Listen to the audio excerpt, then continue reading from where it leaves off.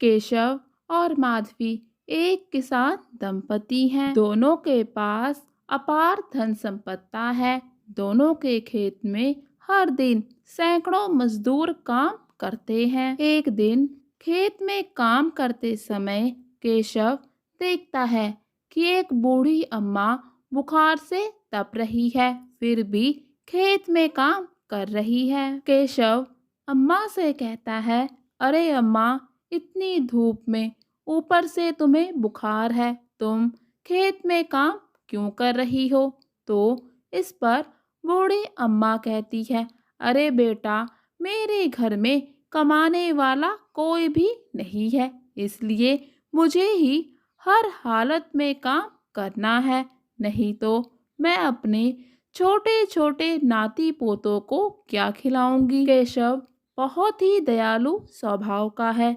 ये बात सुनते ही वो कहता है, अम्मा, तुम घर जाओ, घर जाकर आराम करो, तुम्हें तुम्हारी मेहनत की मजदूरी मिल जाएगी। बूढ़ी अम्मा ये सुनकर बहुत खुश होती है। फिर जैसे ही घर जाने लगती है तो केशव की पत्नी माधवी वहां पर आ जाती है और कहती है, अरे अम्मा, ये लो, अपना आज का खाना भी लेती जाओ, और जब तक तुम्हारी तबीयत ठीक ना हो जाए मैं खुद तुम्हारे घर में रोज खाना भेज दूंगी। बूढ़ी अम्मा दोनों पति पत्नी को सदा खुश रहने का आशीर्वाद देकर वहां से चली जाती है। केशव की पत्नी माधवी बहुत ही दयालु स्वभाव की औरत है। वो हमेशा भूखे लोगों को भोजन करवाती है, फिर चाहे वो पशु हो या पक्षी या फिर मनुष्य। और फिर एक बूढ़ी भिखारन रोज माधवी के घर खाना खाने आती थी। माधवी उसे खिलाए बिना खुद भी खाना नहीं खाती थी। और फिर दोनों पति पत्नी की अच्छाई की बात पूरे गांव में फैल जाती है। सभी माधवी के दयालु स्वभाव की बहुत प्रशंसा करते हैं, क्योंकि माधवी कभी भी किसी को भूखा नहीं रहने देती, इसलिए सभी उसको अन्नपूर्णा, अन्न की देवी नामों से पुकारते हैं। और फिर ये सभी बातें पूरे गांव में फैल जाती हैं। ये सब बातें ठकुराइन के कानों तक भी पहुंच जाती हैं। ठकुराइन अपने वहां काम करने वाली एक औरत से पूछती हैं कि ये माधवी कौन है, सब लोग इसके इतनी प्रशंसा क्यों करते हैं? तो वो औरत बताती है, माधवी, अरे माधवी तो बहुत ही दयालु है, वो अन्नपूर्णा है, उसके घर जाने वाला कोई भी व्यक्ति कभी भी खाली पेट नहीं जाता। ऐसी ऐसी पुण्य आत्मा तो कभी कभी ही जन्म लेती है। माधवी की इतनी तारीफ सुनकर ठकुराइन चिढ़ जाती है। ठकुराइन सोचने लगती है, अगर माधवी ऐसे ही सबकी प्रशंसा लेती रही तो उसका औहदा गांव में कम हो जाएगा। ठकुराइन अगले ही दिन केशव और माधवी से मिलने जाती है और फिर बातों ही बातों में कह देती है, अरे माधवी, तुम तो सभी को खाना खिलाती हो। मैंने सुना है कि तुम बहुत ही स्वादिष्ट खाना बनाती हो, कभी हमें भी अपने हाथ का स्वादिष्ट खाना खिलाओ।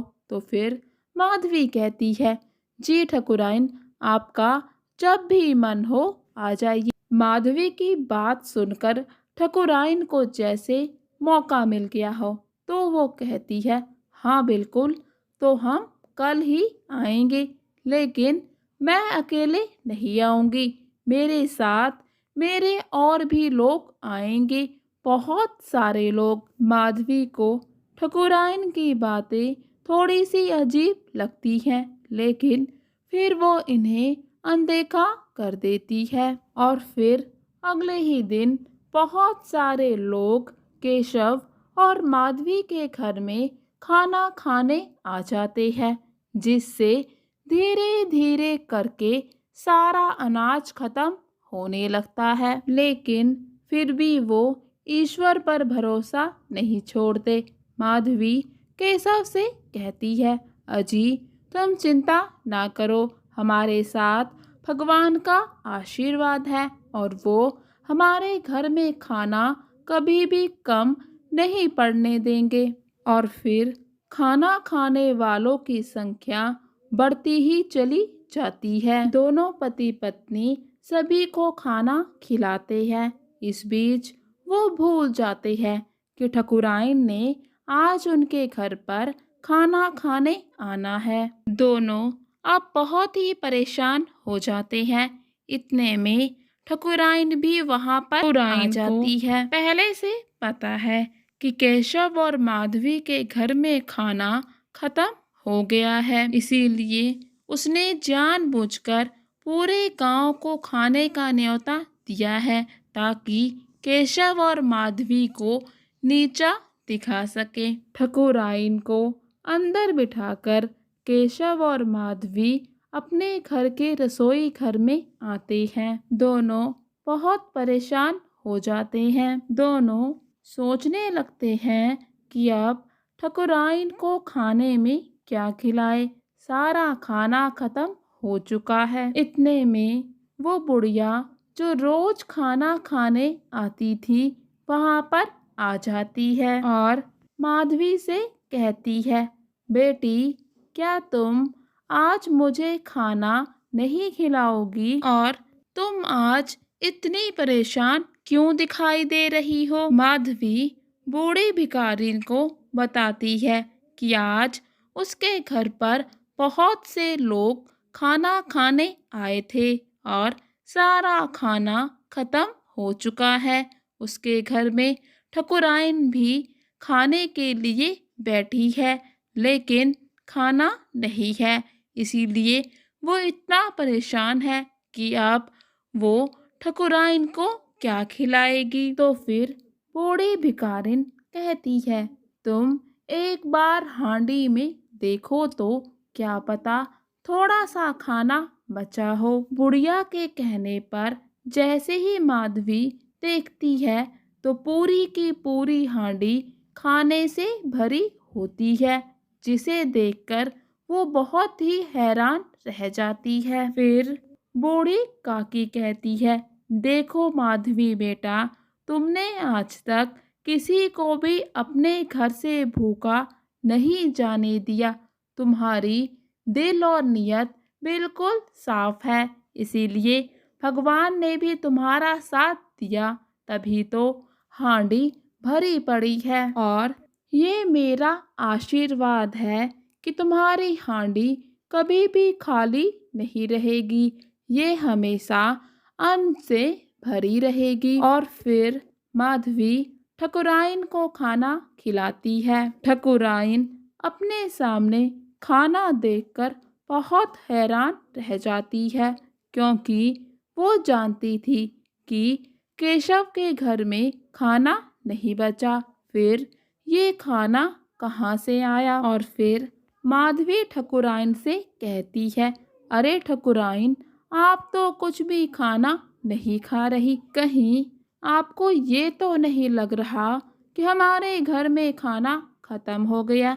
ठकुराइन जी, आप इसकी चिंता ना करें क्योंकि अभी भी हमारे घर में बहुत सारा खाना रखा है, आप बेझिझक होकर खाना खाइए। ठकुराइन कुछ भी नहीं बोल पाती, चुपचाप सर झुकाकर खाना खा लेती है, फिर अपने घर को वापस चली जाती है। ठकुराइन के जाने के बाद केशव और माधवी समझ जाते हैं कि ये सब कुछ ठकुराइन ने ही किया था।